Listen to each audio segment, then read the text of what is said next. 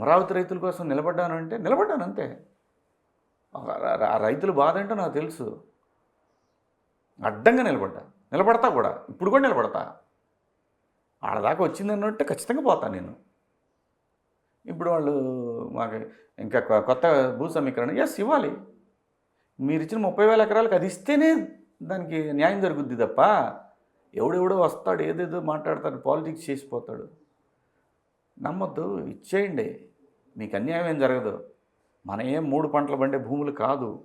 రేపు పొద్దునైనా సరే ఆ పక్కన ఉన్నప్పుడు క్యాపిటల్ చుట్టూ భూములు ఉన్నప్పుడు అవి కూడా కమర్షియలే కదా. ఇంకా రేపు పొద్దున ఇప్పుడు ఇస్తే ఉంది మనం పల్లీలు బఠానీలు తినేసి వెళ్ళిపోతాం. అది కూడా ఇచ్చారంటే రేపు మీ మనవడు, వాడి పిల్లలు, వాడి జనరేషన్స్కి ఉపయోగపడుద్ది కదా. ఈ భూమి జాగ్రత్తగా బ్యాంకులో ఉన్నట్టే కదా. పైగా అక్కడ ఎయిర్పోర్ట్ లేకపోతే ఆ క్యాపిటల్ కట్టి ఉపయోగం ఏంటి?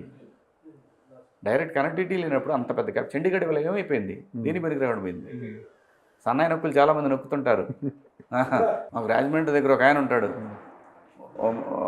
ప్రతి వీకెండ్లో వస్తాడు. అతనికి ఏం పొద్దుబాదు, పవన్ కళ్యాణ్ గారిని రెచ్చగొడదామా, రైతులను రెచ్చగొడదామా, ఇదే పద్ధతిలో మాట్లాడుతూ ఉంటాడు ఆయన. పాపం రిటైర్ అయ్యని చెప్తుంటాడు, కానీ అలా కాదు. ఇంత పుస్తకం పట్టుకుని వస్తారు కదా. అబ్బో, అసలు ఆయన వేదాలు అసలు మామూలుగా ఉండవు.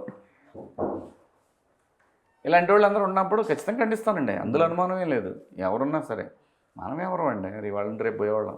వెనకాల చాలా తరాలు రావాలి ఇక్కడికి, చాలా జరుగుతుంది ఇక్కడ. అంత తెచ్చిపోయారు మనకి, మనం ఎంతో కొంత మిగిల్చిపోవాలి కదా వాళ్ళకి. తిందాం ఏం తింటావు?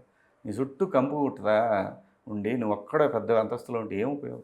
మొత్తానికి మీ వైఖరి చూస్తుంటే మళ్ళీ వెళ్ళండి, పొలిటికల్గా కూడా యాక్టివ్ అయ్యేలాగా కనిపిస్తుంది.